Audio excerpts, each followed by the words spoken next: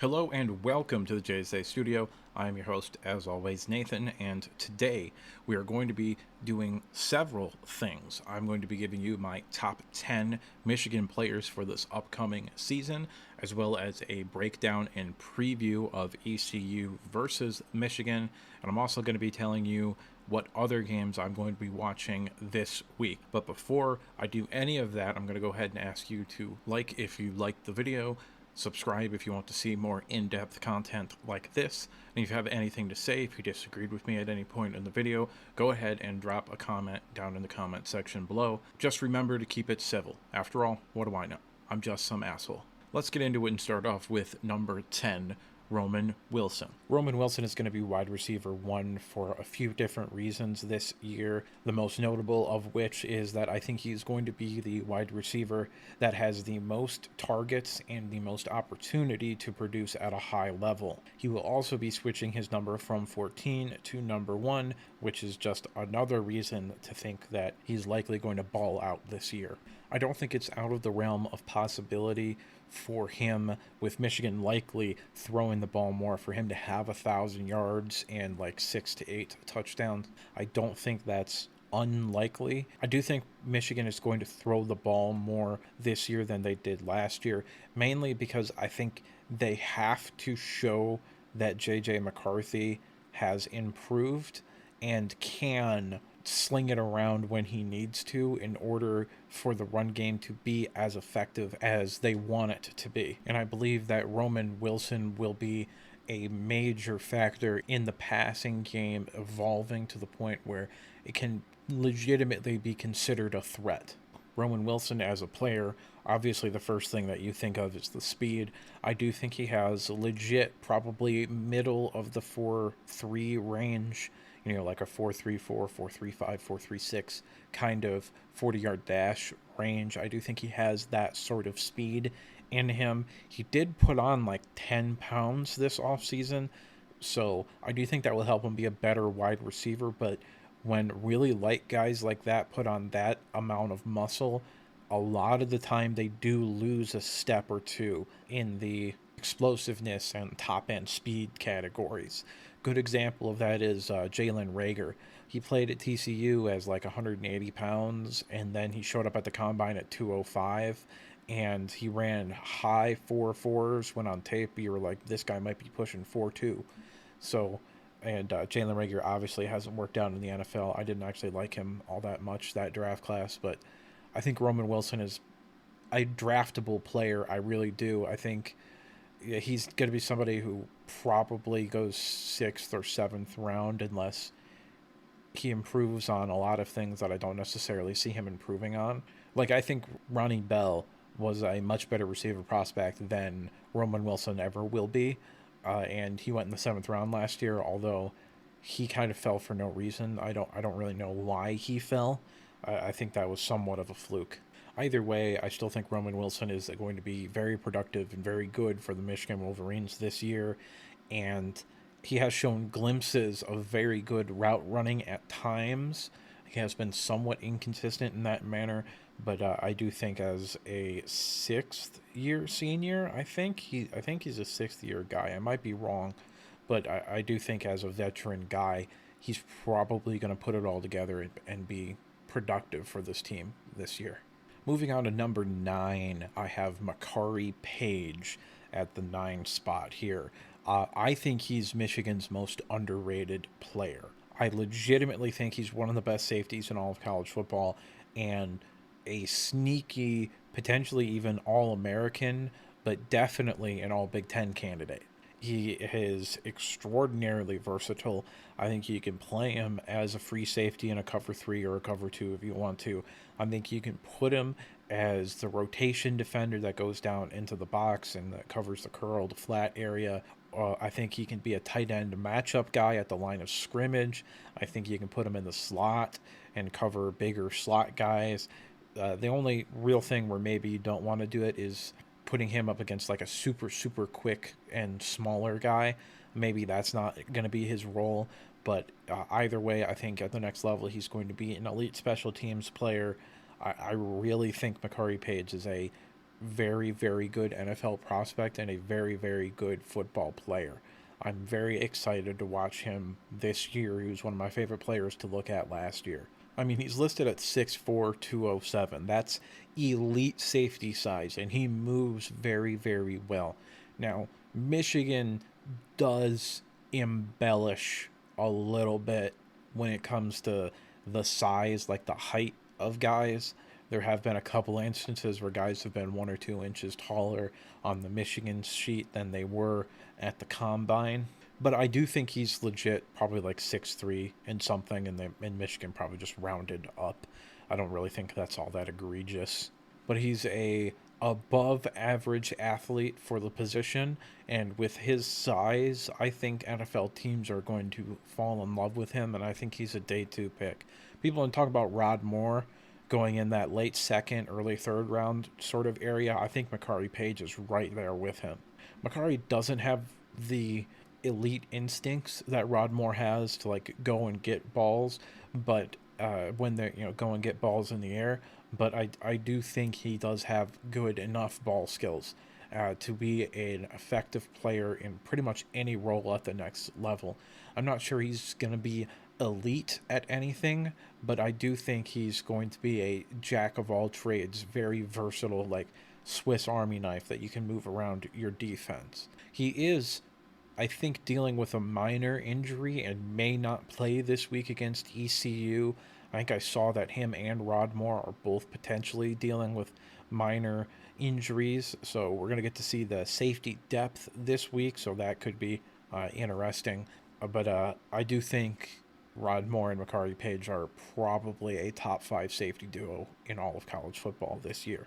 At number 8, I have the guy that is likely to lead the team in targets, potentially in receptions as well, and that is Colston Loveland, the best tight end Michigan has had since Jake Butt, in my opinion. No disrespect to Schoonmaker and Eric All and a lot of those guys, but I think Colston Loveland is going to prove himself to be better than all of those guys. Michigan started throwing him jump balls later on in the season, which is really not something we've seen out of the Michigan offense pretty much at all.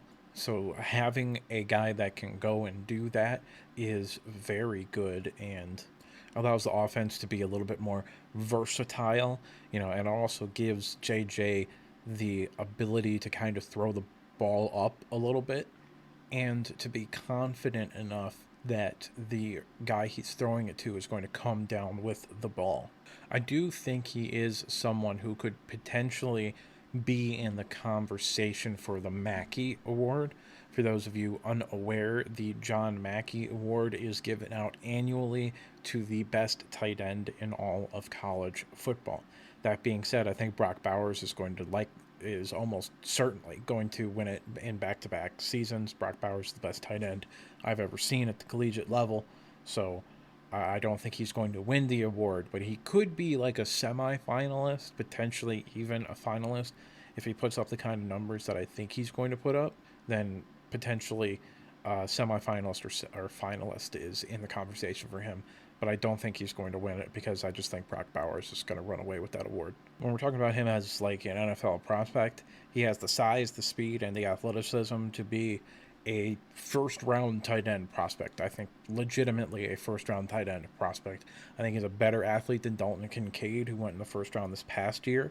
But Dalton Kincaid was a lot more physical. He used his size better and was special with the ball in his hands after the catch.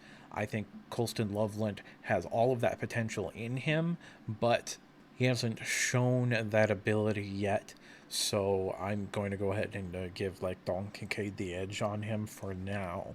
Although I do think 2 years from now, in the 2025 NFL draft class, we will be talking about Colston Loveland as a tight end prospect a whole lot. Number 7 on my list is Rod Moore, a player that I really, really like. I think he's a serious candidate for first team All Big Ten. I'm not particularly sure there is a better safety than him in the Big Ten right now. I think he's a sneaky All-American candidate as well. He had 4 interceptions last year. If you can repeat that kind of production, I think he could find his way into the first round discussion for this upcoming NFL draft. Outside of that, he has great range and phenomenal instincts. He seems to know when the quarterback is going to throw the ball and when to break so that he can go get it and go make a play. There were several times last year where quarterbacks were looking to throw the ball to a specific spot and then had to look somewhere different because he was in such good position over the deep middle of the field. He has great ball skills, which I kind of talked about in the Makari Page section a little bit, and also good production outside of just the interceptions. He has made plays on several other balls and is effective in the run game as well. He is not afraid to come up and tackle people. He's relatively physical for the position when doing so as well. And as far as pure free safeties go in this upcoming draft class, I'm not sure there is a better one there. There may be a couple of comparable prospects that can maybe do more things than him, and therefore they're better prospects and likely to go earlier than him. But if we're talking a pure cover 3, cover 4 free safety, I'm not sure there's a better one in this upcoming draft class. Number 6 on my list is Zach Zinter, who I believe is very likely to be a top 50 selection in this upcoming draft class, as well as a serious contender for the Outland Award, which is given out annually to the best interior lineman on either side of the ball, offense or defense, even though most of the time they give it to an offensive tackle, which by definition, since it plays on the edge of the line, is not an interior offensive lineman. Nevertheless, I do believe that Zach Zinter could provide Michigan with a back-to-back winner, which would be the first time that the award has gone to the same team in consecutive years since 1981 to 1983, where Nebraska won 3 straight. When you watch him on film, he's very technically sound. He's good in pass protection as well as being powerful in the run game. I think he's likely a top 50 selection in this upcoming draft class. I think I already said that, but I don't remember if I did or not. And this actually just got announced the other day, but he is also a team captain for this year, so that's good for him as well. Coming in at number 5, I have Donovan Edwards, Michigan's second string running back, who I believe would start on probably every other team in the country except for maybe 4 or 5 teams. Like Florida State is probably happy with Trey Benson. Arkansas is probably happy with Rocket Sanders. Oregon's probably good with Bucky Irving. And that's it, maybe? I'm not sure there's another team that wouldn't start Donovan Edwards over everybody else that they have. Anyway, I believe that Donovan Edwards has the chance to be the first Michigan skill position player to be drafted in the first round since Braylon Edwards all the way back in 2005 when I was 8 years old, and the first running back drafted in the first round since the year prior in 2004 with Chris Perry. I think he has a chance to be the first running back taken. I think that honor likely goes to Rocket Sanders, but I do think in terms of taking a running back in the first round, which I'm not a fan of at all, he has pretty much everything that you look for in that type of running back. I think you could see maybe as many as 4 first-round running backs this year. I do think we're going to see a little bit of a rebound for no reason in running backs going in the first round. And there are some seriously talented guys in this upcoming draft class, and I think Donovan Edwards is right there in the thick of it in terms of getting drafted in the first round, mainly because he might legitimately be the best route running and pass catching back in the country.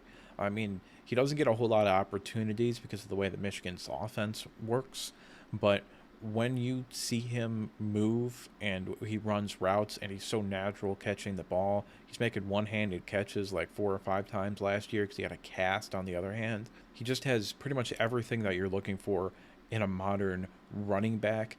I think maybe a good comp for him for people who know would be like a David Montgomery, but with actual take it to the house speed, low 4.4 speed, as opposed to like high 4.5s that David Montgomery ran. And that's a top 10 running back in the NFL. David Montgomery is a very good player, makes a lot of people miss, breaks a lot of tackles.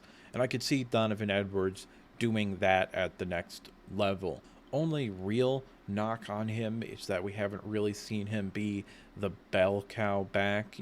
He was the main back towards the end of the season, but it wasn't like he was getting 30 carries. And he does have the ability to break any carry and take it to the house. He's fast enough to do that, and he has the vision and everything that is needed in order for something like that to happen. But does he have the ability to turn a 2 yard run into a 5 yard run, or a 5 yard run into an 8 yard run, etc., etc.? Does he have the body that can withstand all the hits and everything like that? That is going to be something that people talk about with him in this off season when we're talking about the NFL prospects and who's going to go where. At number 4, we have Chris Jenkins, another captain for this upcoming team, and the player that I think might have the best chance to go in the first round of any Michigan prospect for this upcoming draft class.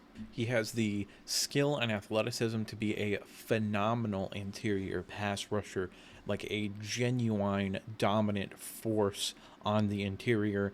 And last year he was okay against the run, but he definitely could get better, and I think a lot of that was functional strength, which is often indicated by weight, or good weight rather. Bad weight is bad weight, and it doesn't really affect anything. But Chris Jenkins added weight this year to really transition to the inside and to be an interior guy only, which is a good decision in my mind, because Michigan was, maybe not thin is the right choice, but they didn't really have a superstar at the 3 technique this year, and I think Chris Jenkins could be that. I think Rayshon Benny, who will likely be his backup, is going to be a very solid player, but Chris Jenkins, like I said earlier, I think has the potential to be a first-round type of prospect along the interior defensive line. He has shown the versatility to play as far out as the 6, but that's probably not where you want him. I think his best fit would probably be in like that 49ers Eric Armstead sort of role, where he's a base 4-3 end in obvious run situations, and pretty much any other time he's rushing from the interior. He's obviously extraordinarily athletic. I think he has the chance to be maybe the most athletic defensive lineman on Michigan's roster right now. I'd have to look into it a little bit more than I have, but I think you can make a case that he is the most athletic defensive lineman that Michigan has.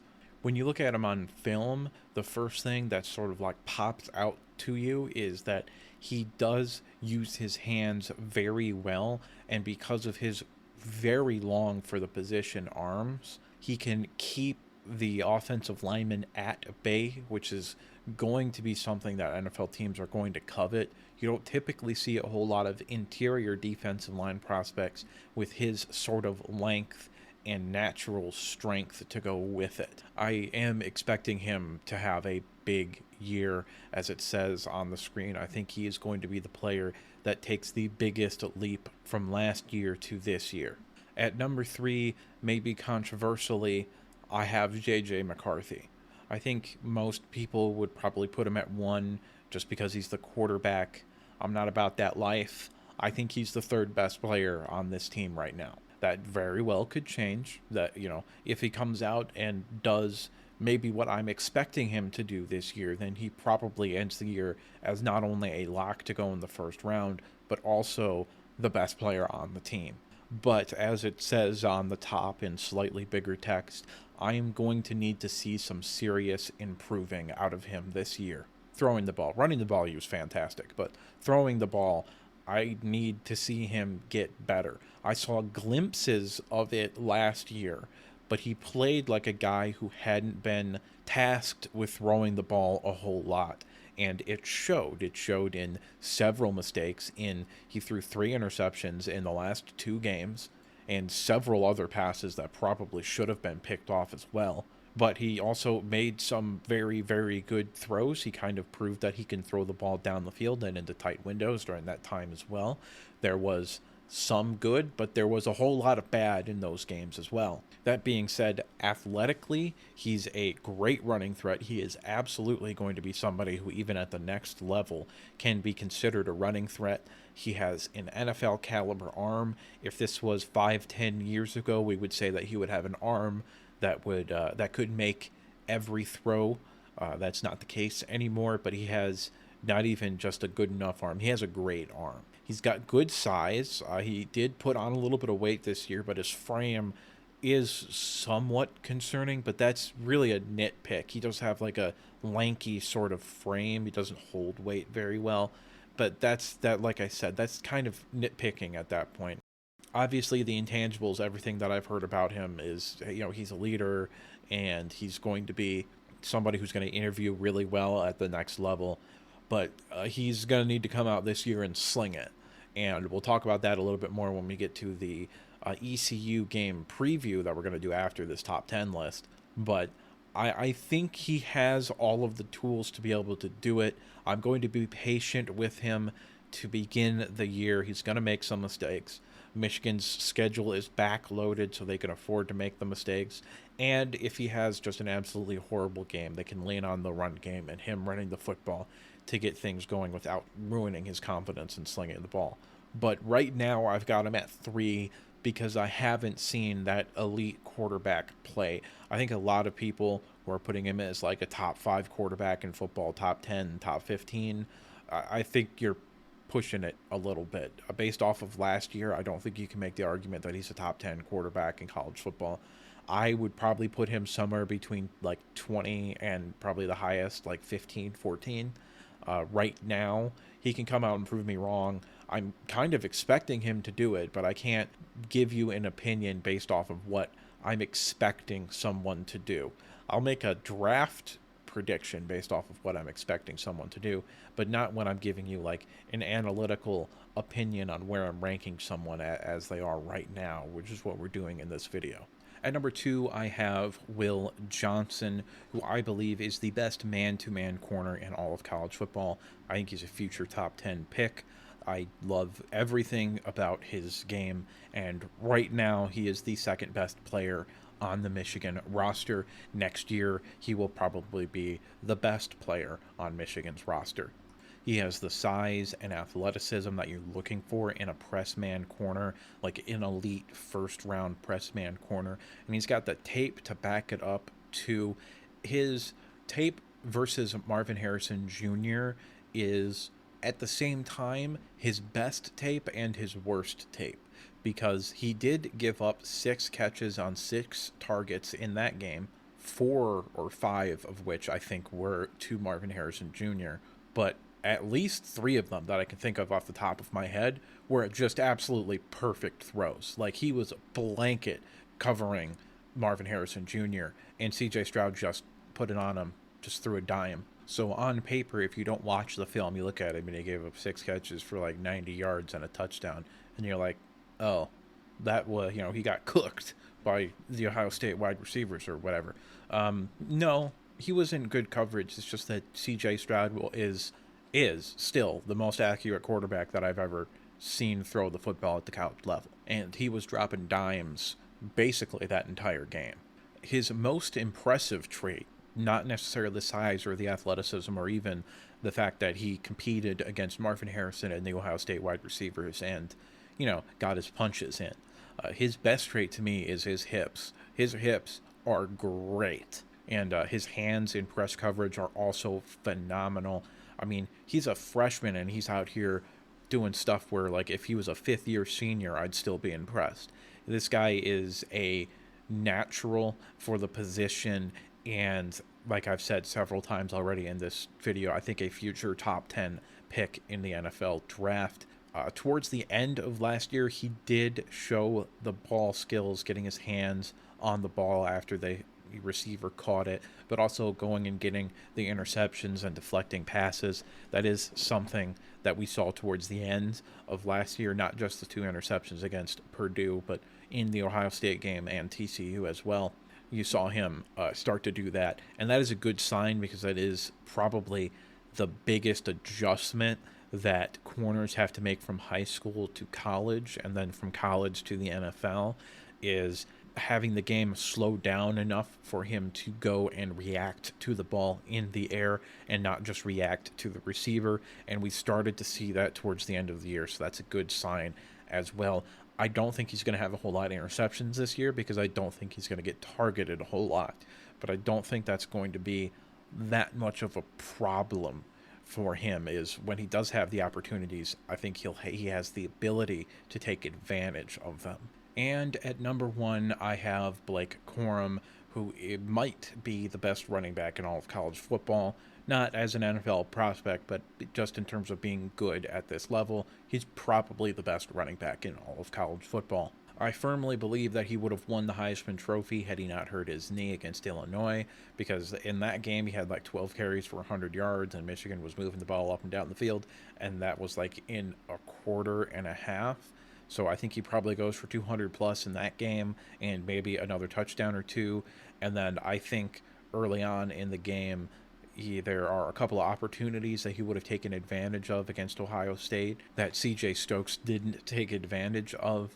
And I think he probably takes away at least one of those touchdown runs that Donovan Edwards had as well. So I think he probably goes for 200 plus against Ohio State as well, which at this point is pushing him over 2,000 rushing yards and 20 touchdowns. And, tack on another 100, 150 and a touchdown or two against Purdue. And I think he runs away with the Heisman Trophy as Michigan goes 13-0 and gets to go into the college football playoff for back-to-back seasons. When you look at him on film, his best traits are his elite change of pace and agility, along with his ability to slip out of tackles and to make people miss in small spaces. He has good, not great, long speed. He's likely to run in the high 4.4s at the combine. But he has great vision. He knows where to cut. He knows when to cut. His timing and vision are fantastic.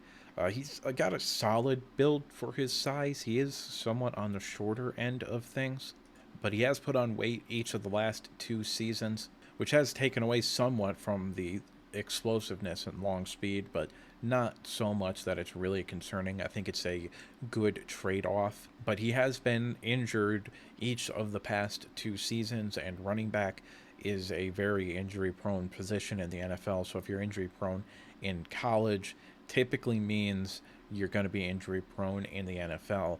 I think it's important for his NFL prospects for him to be healthy the whole season, which is another reason why I think he's going to be splitting more carries with Donovan Edwards this year than he did last year, as well as Michigan just throwing the ball more, in my opinion.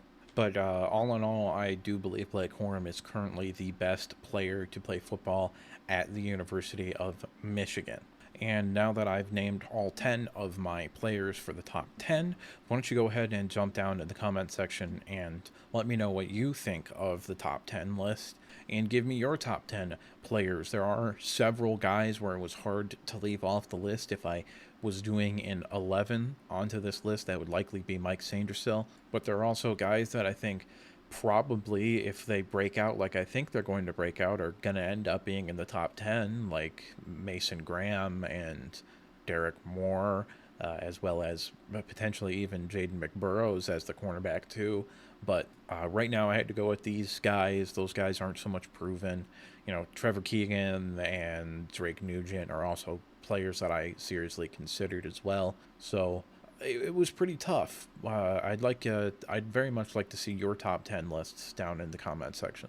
Let's go ahead and get the preview started here with just an overall look at ECU. They went 8-5 last year, and this year, heading into this year, they are generally predicted to go around 7-5 or 6-6 and kind of be in the middle of the AAC or the American Athletic Conference. For them heading into this game, to me, the goal shouldn't be to win, but rather to look competent. You don't want to look like Hawaii or UConn looked last year when they played Michigan. You don't want to look like that.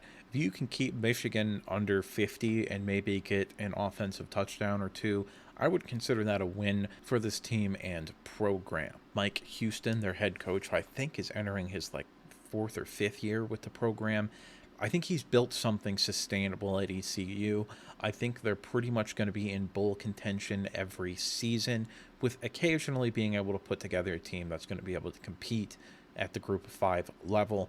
And he also is somebody to keep a name on for that, mid-level Power 5 kind of job openings that open up every year or two. He is a name that I think you should keep an eye out for those sort of situations where you have to build a program in order to be able to win consistently. Kind of like it's a bad comparison because they're different personalities, but like a PJ Fleck sort of situation with him. That wouldn't be surprising if that's where he ended up. West Virginia, I think, would be a good fit for him. I don't think Neil Brown lasts the season, but I think he's a good coach who has built a winning culture and a consistent program at ECU. ECU is a well-coached team, but they lost a lot of production this past season. They lost their starting quarterback, running back, and 2 of their top wide receivers, as well as 4 out of their 5 starting offensive linemen. They lost basically their entire offense. And defense was a problem last year, and I don't think they're going to get better, really.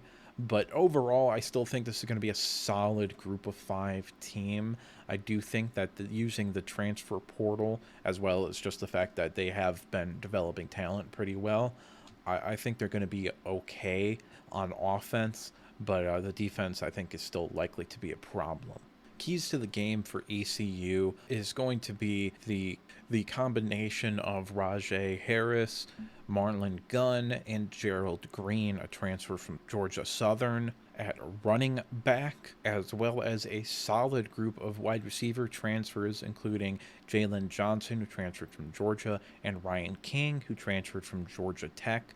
I do think that they have some solid options along offense for expected quarterback starter Mason Garcia. And probably most impressive when I was looking into this team this year is that their offensive line has Power 5 size. I don't know about skill, but they have Power 5 size. Their average offensive lineman is 6'5" and 313 pounds. So the defensive line might get a little bit tested for Michigan, just a little bit. At the very least, they're not going to be able to just physically overpower this offensive line just because they're so much bigger and stronger than them. So they are going to have to use their skills a little bit. ECU is an offensive team with an offensive head coach, so I wouldn't be surprised if they did move the ball a little bit against Michigan, even the starting defense, but I don't particularly think they're going to be able to score very much this game. Maybe when they get the second and third string guys in towards the end, but then they'll also probably be playing their second string players. But at that point, it doesn't particularly matter. Defensively, the defense for ECU is just going to have to hold on for the ride. I don't really see anybody that is all that noteworthy on defense for them, and I don't particularly see a scenario where they're going to be able to stop Michigan's offense from basically doing whatever they want to. If Michigan's offense is going to be stopped, it's going to be because Michigan's offense is stopping itself. And another key for them is that they got to make sure their special teams are clean, because I fully expect Michigan to have yet another elite special teams unit. They've had elite special teams each of the past 2 seasons. They are replacing both their kicker and their punter, as well as their primary return guy. But I just think Michigan is going to reload at those positions. I like the Louisville transfer at kicker. Don't know much about the punting situation, but it is what it is. I think it'll be fine. I don't particularly think Michigan's going to be punting a whole lot when it matters anyway. So for ECU, you've got to make sure your special teams are solid. Otherwise, this is going to turn into a bad situation pretty quickly. For Michigan, the keys for the game for them on offense, I got to see JJ sling it. I know we can run the ball. I don't know if JJ can sling it. So I want to see him have 300 yards and 4 touchdowns while going 20 for 22. That's what I want to see. Kurt Campbell is calling plays this week, I think, the quarterback coach. So we'll see if he can potentially step up into the play caller role, because I fully expect Sharon Moore to be a head coach after this season. But also, since he's the quarterback coach, maybe he'll be more inclined to let his quarterback show off a little bit. Other things that I want to see the starters at wide receiver. I think we know who the X and the Z are going to be, and we got a pretty good idea who's going to be in the slot. The X wide receiver is going to be Cornelius Johnson. The Z wide receiver is going to be Roman Wilson. And I think it's likely going to be Morris as the starter in the slot, along with the tight end starter being Colston Loveland and A.J. Barner also getting a lot of run. I also want to see what combination the offensive line comes out to start the game. We know who the interior guys are going to be. It's going to be Keegan, Nugent, and Zinter, but the tackles are a question mark. You've got Ladarius Henton, Miles Hinton, Carson Barnhart, and Trente Jones all competing for 2 spots. I think Henderson is likely going to be the starter at left tackle, and I'm most confident in Trente Jones at right tackle. Now, unless I am seriously mistaken, but I believe Miles Hinton, Carson Barnhart, and Trente Jones all have a COVID year of eligibility left. I think they are all have been redshirted and are 5th-year players, so I think they have 1 bonus year left over. So I expect Hinton and whoever loses the starting battle this year between Jones and Barnhart to be the starting tackles heading into next season. Last couple of things that I want to see here. I want to see that Blake is 100%. I want to see him break off 1 big run, and then I want him on the sideline for the rest of the game. We'll let Donovan Edwards take over the bulk of the carries for the first half, and then we'll get CJ Stokes and the freshman into the game. That's what I would do. I don't want Blake Corum to have more than 40 yards rushing on 4 carries. That's what I want out of him. 4 10-yard gains, make sure he's healthy, and then on to the bench you go.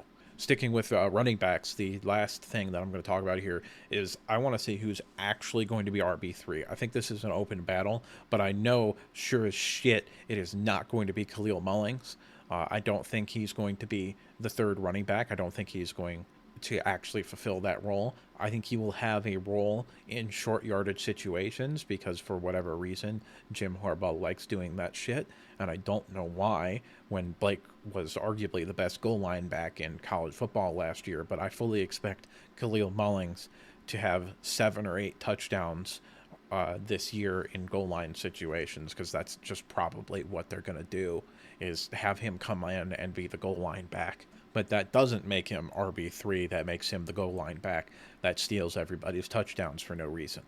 Defensively, I want to see the D-line rotation. I want to know what that looks like. I want to know who's in when, who's first off the bench, who's the starter, and who's going to be in during what kind of situation. At the second level, the linebackers, I want to see if there is any linebacker depth. We know we have 3 guys that are going to play and be effective with Junior Colson, Ernest Hausman, and Mike Barrett. But I want to see if there's anybody behind them in case injuries become a problem. I want to see who's CB2. I mean, it's probably going to be Wallace, but I would like it to be McBurrows. I just think McBurrows has a much, much higher ceiling than Wallace. Walker looked bad during the spring game, so I'm kind of writing him off right now. I think he's maybe next year is probably going to be a guy who you could talk about as being a starter, but this year, not so much in my opinion. And then the last sort of thing that I want to see here is the returners. Who's going to be the kick returner? Who's going to be the punt returner? Don't particularly know. We know that there have been several players, notably freshmen, that have worked at those positions during camp, but we don't really know who's going to be the returners at either one of those spots. My official prediction for the game is going to be Michigan 52, ECU 10.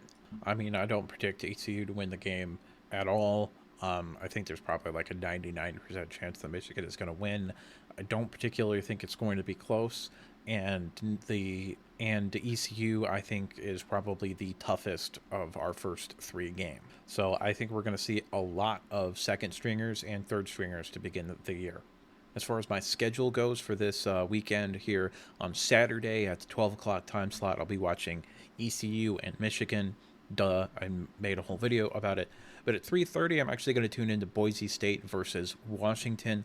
I want to see Washington as potentially a Pac-12 champion. Maybe Michigan has to play them down the line in either the playoff or as a big time bowl matchup. And then I'm going to end the night with maybe my favorite matchup of the entire college football season with North Carolina versus South Carolina. And then on Sunday slash Monday, I'm going to be watching Northwestern versus Rutgers, Oregon State versus San Jose State, and then LSU versus FSU. And I couldn't fit on the graphic, but on Monday, I will be watching Clemson versus Duke, which I think is a sneaky matchup. Duke has an NFL quarterback on their team. I think he could play his way even into the first round potentially. So that could be an interesting little matchup for Clemson, beginning of the year, etc., etc. I think this is going to be a really fun weekend and a great way to kick off the college football season. But that's just me, and what do I know? I'm just some asshole on the internet giving you his opinion. So go ahead and like the video if you liked this video, subscribe if you want to see more content like this, and let me know what you thought down in the comment section below. And as always, I'll see you next time.